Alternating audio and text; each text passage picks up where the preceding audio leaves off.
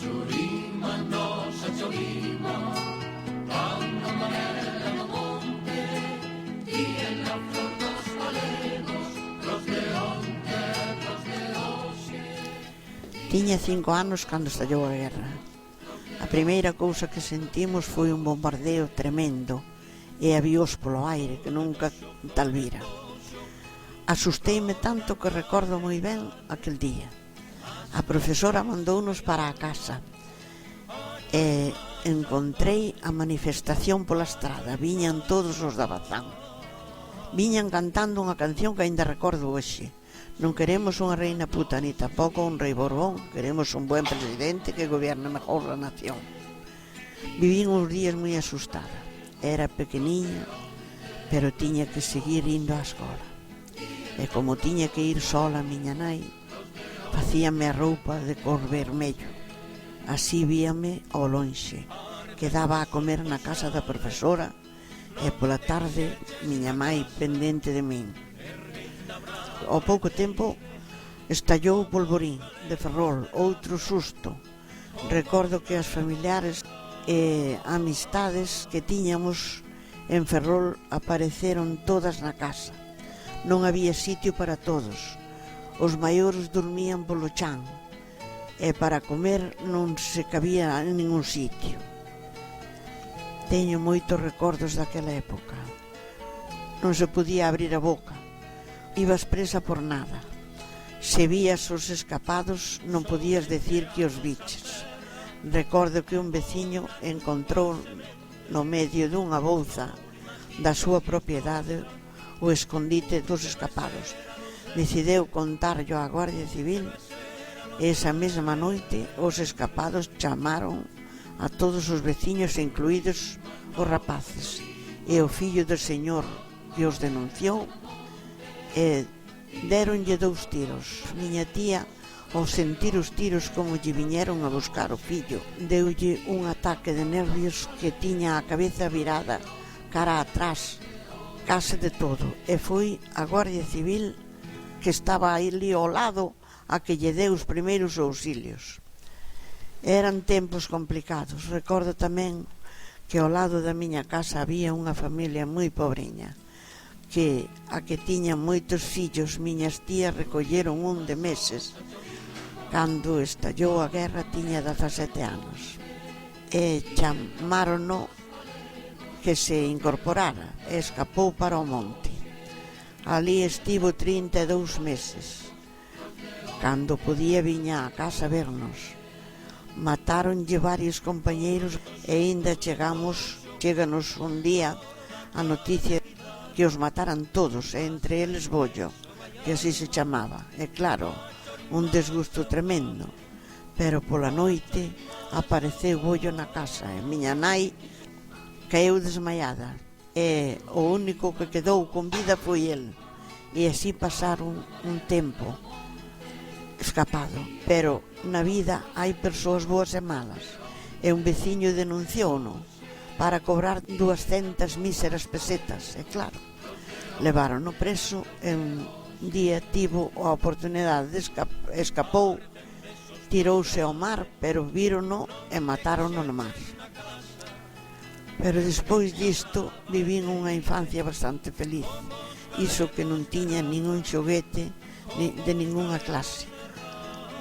Buscábamos calquera cousa para xogar. Tocoume vivir o tempo da miseria, pero hasta os 20 anos fun moi feliz. Teño 3 irmás. Despois empezou outro capítulo da miña vida. Casei e tiven 2 fillos homes e empezouseme a complicar a vida. Marchou o marido para fora ao Brasil e ali non tiña ningún valor a moneda. Estivo 10 anos fora e cando volveu complicáronseme máis as cousas e separámonos. Pasei no fatal. Tiña solo 40 anos e era como se me acabara a vida. Pero cando cheguei aos 65 cambiou a vida totalmente. Os meus fillos xa estaban casados e situados e eu empecé a vivir de novo. Apúntome a todas as excursións e balnearios, cursos de manualidades, cursos de onde de agora, con 77 anos, hasta que me ocorreu recordar as miñas pegadas na memoria da muller.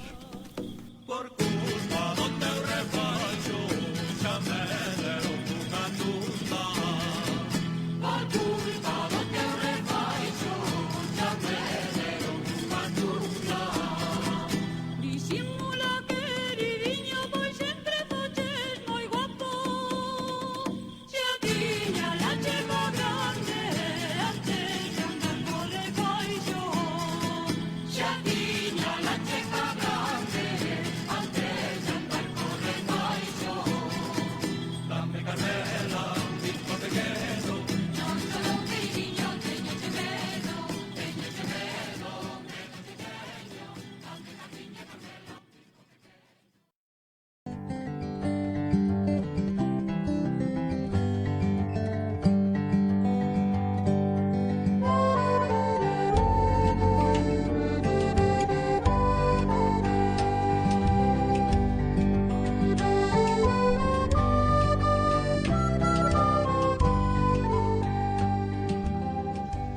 Nacín nunha familia pobre e ao mesmo tempo humilde, aló polo ano 1957, un 6 de xullo, ás 11 da mañá, según me contou miña nai.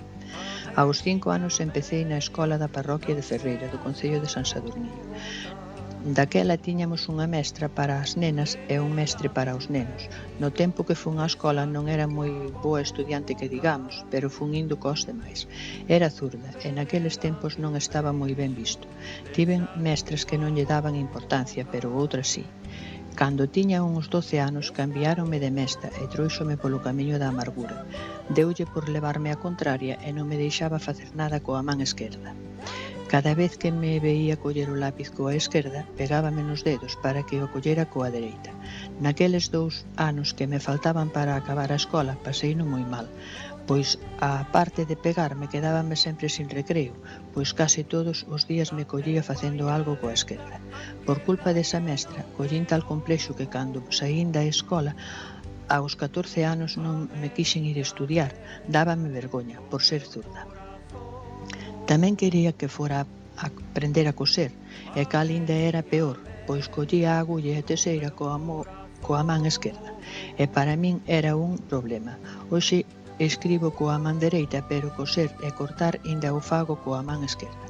Agora non se lle dá esa importancia, é o mesmo que sexas destro que zurdo, pero para min foi un verdadeiro problema. Naquel tempo, entre outras labranzas, botábase o trigo, sementábase no mes de novembro e segábase no mes de San Xoán. Facíanse os chamados mollos e logo poñíanse nas medotas. Iso facíase nos terreos e deixábase ata o mes de agosto, que daquela levábase para as eiras que estaban ao lado das casas. Limpábanse ben limpas e logo empezábase a mallar polas casas. Uns veciños axudaban aos outros. Empezaban pola mañá e acababan case de noite. E así día tras día ata que se acababa de mallar toda a parroquia. Antiguamente tiñan 3 máquinas para mallar. Un motor que se enganchaba na máquina de mallar e unha limpadora para limpar o trigo. Para levar as máquinas dunha casa para outra tiraban por elas coas vacas. Os homes eran os que facían os chamados palleiros e as mulleres tocábanlle sacar o trigo da malladora, leválo para a limpadora e logo para as casas. Cando chegaba a mediodía xantábase na casa onde se mallaba e a merenda tamén se facía onde se encontraba. Chegaba a noite e cada un para a súa casa, onde lles esperaba máis traballo, pois todas tiñan animales para manter. O trigo deixábase secar uns meses e logo había que limpalo, usando as chamadas cribas, que con elas separábase as malezas, que entre outras estaba o caruncho, que era moi malo para o trigo, poñía o moi negro. Cando xa estaba limpo, íase levando ao muíño en sacos para facer o pan. Daquela había uns muiños polas parroquias en parcela con outros veciños. Cada un ía o día que lle tocaba, pois tiñan posto unha data para cada veciño. Cocíase na casa. Case todos cocían unha vez á semana. Facíase moi bon pan e non había panadeiros. Todo o mundo tiña un forno na casa para cocer. Despois, anos máis adiante, fixeron unha máquina máis moderna. Era dunha peza sola, enganchábase nun trator e xa mallaba e máis limpaba o trigo.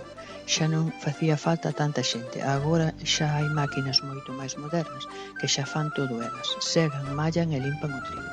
E xa non fai falta máis que unha persoa, xa que non se fan tampouco os palleiros, que xa se fan pacas. Hoxe xa é todo moito máis moderno.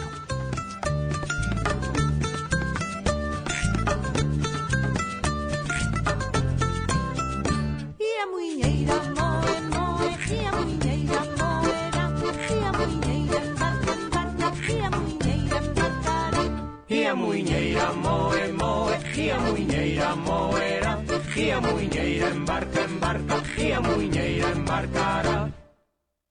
A cola enriba naquela peneira, anda un galo e unha pita cega. O galo canta, a pita berra, isto é o demo que anda na terra. A cola enriba no monte da Iacha, estaba unha bella arrastrando a ferracha, e a cola embaixo no río do Allo. Queda bon bello movendo o ferrallo. E a muiñeira moe, moe, e a muiñeira moerá, e a muiñeira embarca, embarca, e a muiñeira embarcará. E a muiñeira moe, moe, e a muiñeira moerá, e a muiñeira embarca, embarca, e a muiñeira embarcará. E a muiñeira moe, moe, e a muiñeira moerá, e a muiñeira embarca, embarca.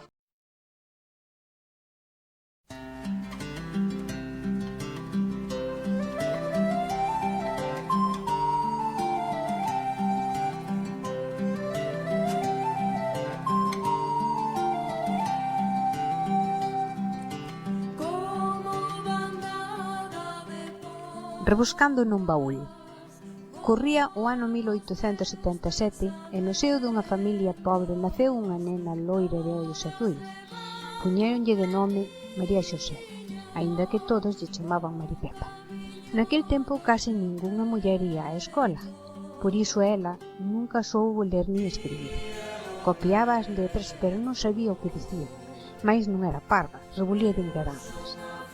Xa cando tiña 10 anos, mandaron a levar a bola á casa dun tío, pois antes cambiábase así o día que se cocía o pan.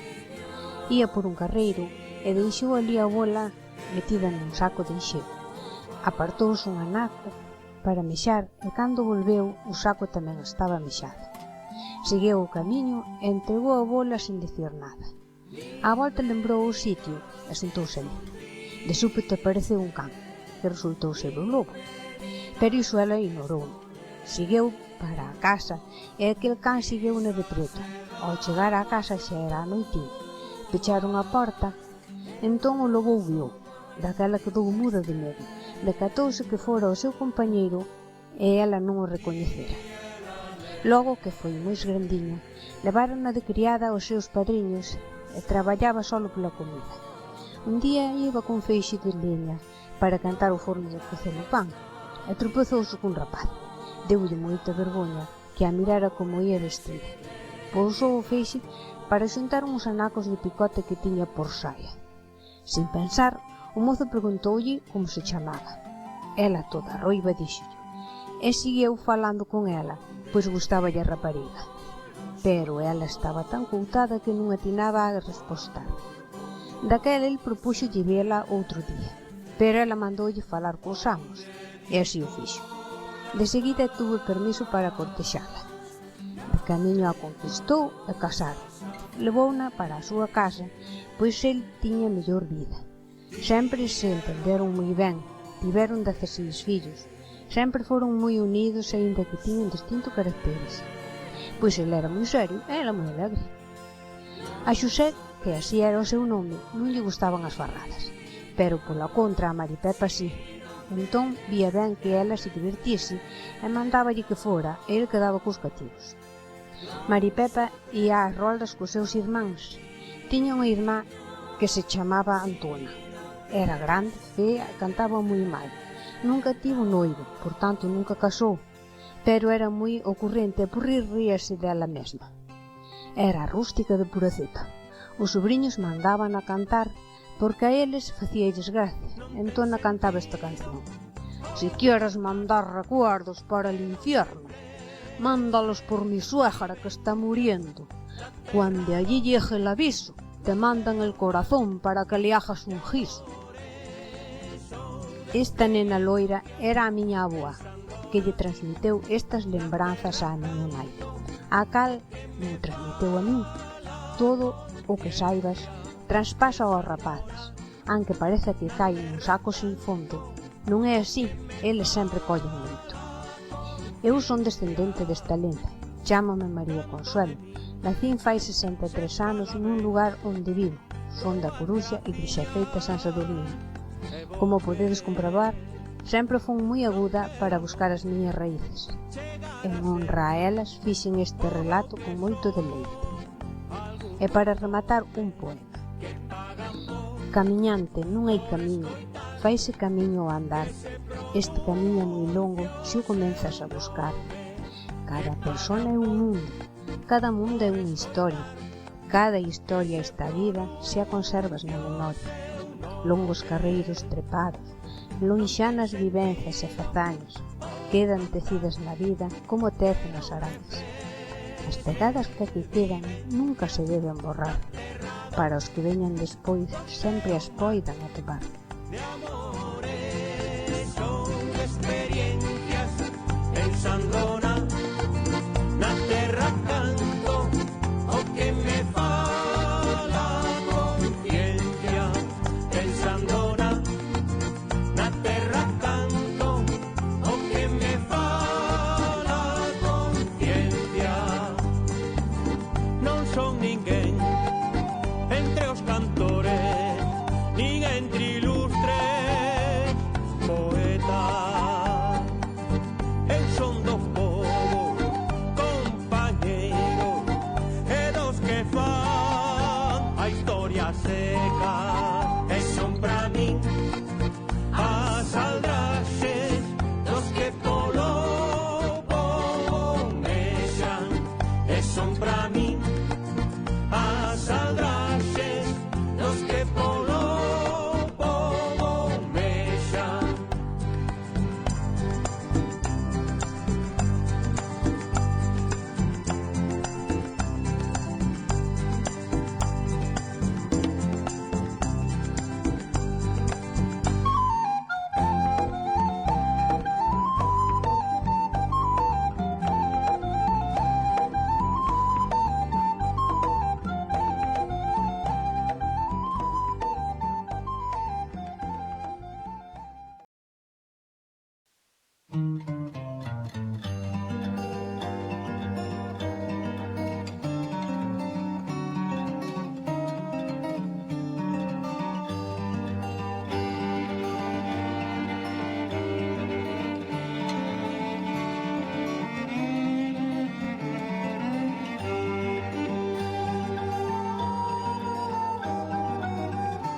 Cando nacín, meu irmão Félix só tiña 15 meses e a miña nai enfermou moito. Díxolles o médico que para que ela mellorara e puidera dormir, que o mellor que podía facer era que me levara a miña abuela e máis a miña tía José. E así o fixeron. Estuven con elas hasta os 7 anos. Así é que para min, miña avó e miña tía eran como nais. Tiñanme moi mimada. Recordo a miña avoa sempre fiando na laia e facendo calcetís, pois era unha muller que sempre dormeu moi mal, como casi todos os vellos. Aos 7 anos volvín para xunto de meus pais e máis de meus irmáns. Xa empecé a escola, aprendía moi ben, pero eu botaba moito de menos á miña avó. E como me berraran un pouco na casa, eu xa escapaba para xunto dela. Cando me ían a buscar, chorábamos as dúas e pasábamolo moi mal. Logo, naceu a miña irmá Amparo e o meu irmão Alejandro. Cada vez ia menos á escola. Un día, díxolles a profesora aos meus pais que para ir tan pouco á escola era mellor que me levaran para casa, que para que o que iba a facer na vida xa sabía abondo, e non se equivocou moito. Deixei a escola e empecé a coidar dos meus irmáns.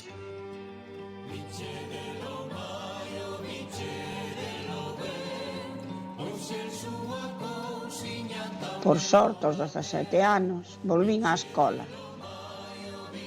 para conseguir o certificado de estudios primarios. Conseguino con un notable, sentíme moi ben. Despois, aos 18 anos, mandaronme aprender a coser. O que hoxe o meu marido era daquela un amigo da familia.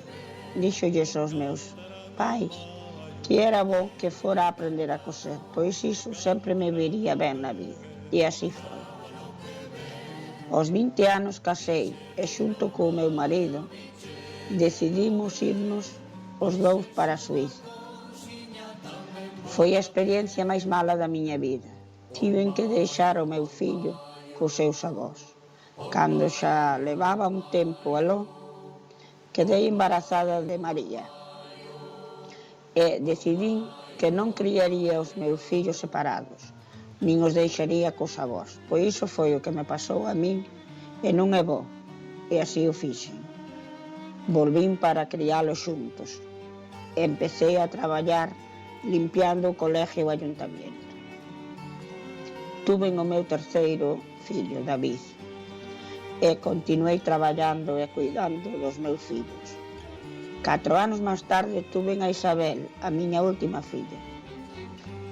Aos 55 anos tuve unha enfermedade, a cal non me permitía seguir traballando no que estaba. E así retomei o oficio de fiar na lá. Valíame para sair daquela enfermedade. E foi como unha terapia para min. Foi un oficio heredado da miña avó. E gustaríame explicarvos o proceso da lá. Comenzamos por rapar a ovella. Lavamos e secámola. Escarpízase, cárdase. Fíase co fuso ou coa máquina. E fanse 2 mazarocas. Xúntanse facendo un novelo e tórcese coa parafusa. Despois pásase ao sarillo para facer unha madeixa e podela teñir ou lavar. Despois ponse na debanadoira. Para facer de novo o ovillo xa se pode empezar a ganchillar, calcetar ou tecer. Dende entón, eu iba fiando na lá e confeccionando pezas especiais para as miñas fillas, para min e para algunha amistad. E así foi como cheguei a ter unha bonita exposición.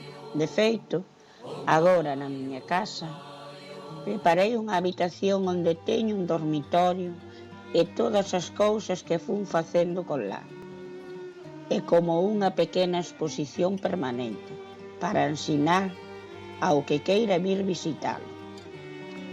A miña tía Josefa axudoume moito nos meus principios para facer a primeira exposición, porque ela xa tiña cousas feitas con lá. Co tempo, fíxose unha asociación de artesáns e apunteime a ela. A asociación chámase Artesáns do Eu. A Xunta de Galicia editounos un libro de todos os artesáns da asociación. E foi onde nos demos a conocer e, a raíz disto, comenzamos a ir a feiras de artesanía. A todo isto pedín unha carta de artesana de fiar na lá. Pero non me deron, porque está sin legislar. Deronme a de calcetar, pero eu quería e sigo querendo a de fiar na lá. Seguirei loitando hasta conseguilo. Que o poñan como oficio, eu lexislo. Eu non quero que morra. Eu xa lle enseñei o oficio á miña filla Isabel, a ver se ela seguira con el.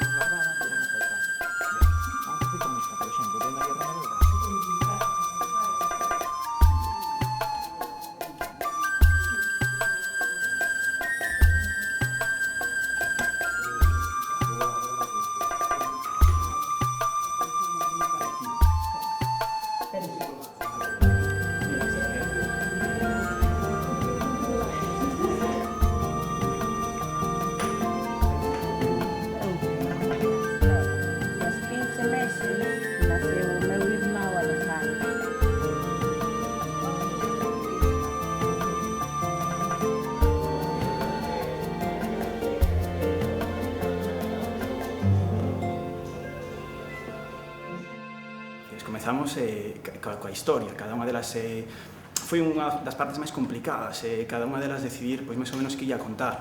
Ao principio, bueno, pois comezamos facendo un pequeno resumo da súa vida, cada un iba contando pois as partes que as marcaron a súa vida, o máis importante, e dai fomos sacando pois anécdotas e historias que recordaban con maior os seus recordos. O meu vídeo vai de cando a guerra, porque eu tiña 5 anos cando estallou a guerra. Vivi unha vida malísima, porque eu e máis todos, daquela era cando a fame, cando todo. A historia de cando nacín e de pequena, que miña nai enfermou, entón levaron a vivir con miña abuela.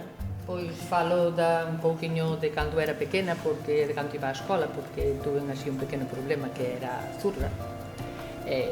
Foi máis ben o recordo que me quedou, porque tuve unha profesora que era un pouquiño mala, entonces pegábame nos dedos para que non escribía con a izquierda.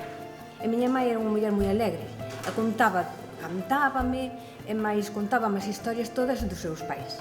Entón, eu sempre tuve unha añoranza moita de conocer eses abuelos, nunca os conocí. Entón, todo aquilo que me contaba ela, pois acordoume de contar esa historia. Viñeron coas súas fotografías, fixeron así unha recopilación dos seus recordos máis importantes, centrándose cada unha nun tema concreto. Primeiro fixeron unha historia relatada co writer, co procesador de textos, e despois escanearon as fotos, elas mesmas, retocaron o que recortaron, e despois fixeron unha elección da música, gravaron a súa voz coa historia que eles habían relatado, e despois montaron todo xunto co Caden Live, e quedou así a historia de cada unha, e despois xuntamos todas as historias.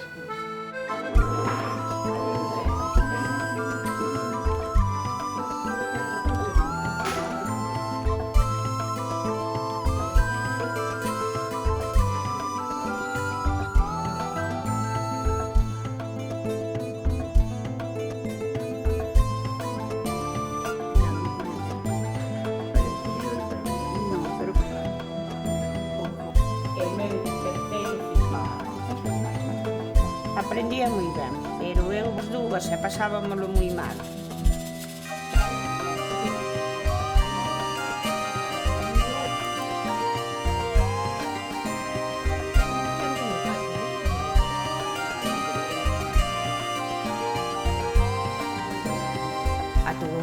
Pero non sabedes o que perdedes. Vas a que eu non sei.